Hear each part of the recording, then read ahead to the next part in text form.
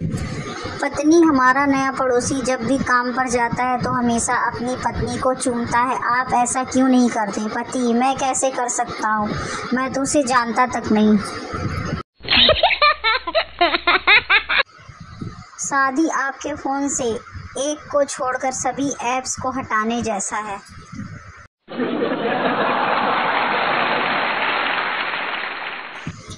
मरीज: डॉक्टर साहब, क्या आपको यकीन है मुझे मलेरिया ही है? दरअसल मैंने एक मरीज के बारे में पढ़ा था कि डॉक्टर उसका मलेरिया का इलाज करते रहे।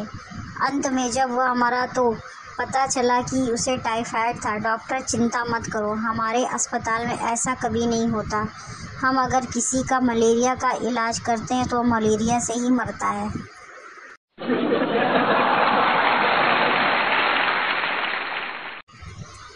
दो महिलाएं पेड़ के नीचे खड़े होकर काफी देर से बातें कर रही थी। अचानक पेड़ से एक आम गिरा। पहली औरत बोली: अरे, आम कैसे गिरा? दूसरी औरत कुछ बोलने वाली ही थी कि आम बोला: भगवान के लिए अब चुप भी हो जाओ, मैं पक गया हूँ तुम्हारी बातें सुन सुनकर।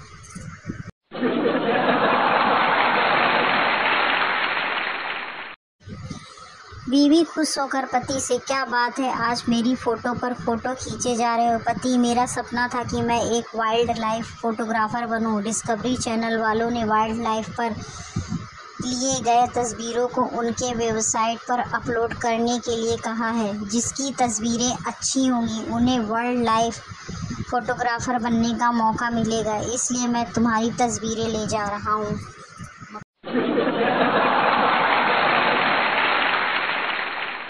मरीज: मुझे अपनी आंखों के सामने धब्बे से दिखाई देते हैं। डॉक्टर: क्या नए चश्मे से कोई फ़ायदा नहीं हुआ? मरीज: हाँ हुआ है, अब वो धब्बे ज़्यादा साफ दिखाई देते हैं।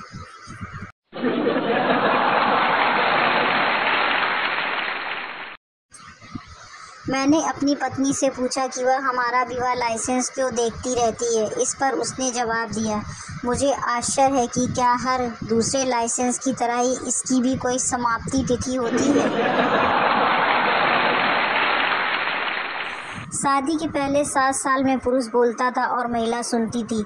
दूसरे वर्ष में महिला बोलती है और पुरुष सुनता है। तीसरे वर्ष में वो दोनों बोलते और पड़ोसी सुनते हैं।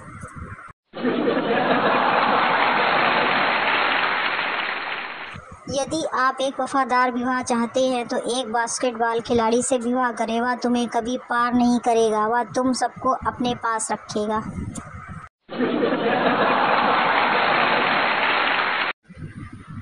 नवविवाहित पुरुष की खुशी का राज तो पता चल जाता है, लेकिन जिस पुरुष की शादी को 10 साल से ज़्यादा हो गया उसकी खुशी का राज कभी नहीं पता चलता।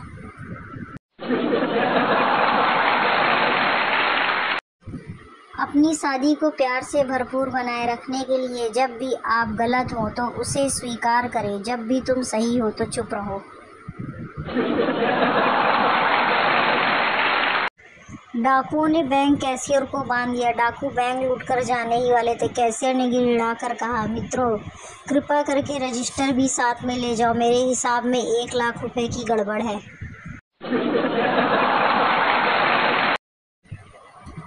महात्मा शराबी से: तुम्हारी श्वास से शराब की ऐसी बदबू आती है कि तुम्हें स्वर्ग और नरक में जगह नहीं मिलेगी। शराबी महात्मा से: मगर मरने के बाद मैं अपनी श्वास यहीं छोड़ जाऊंगा।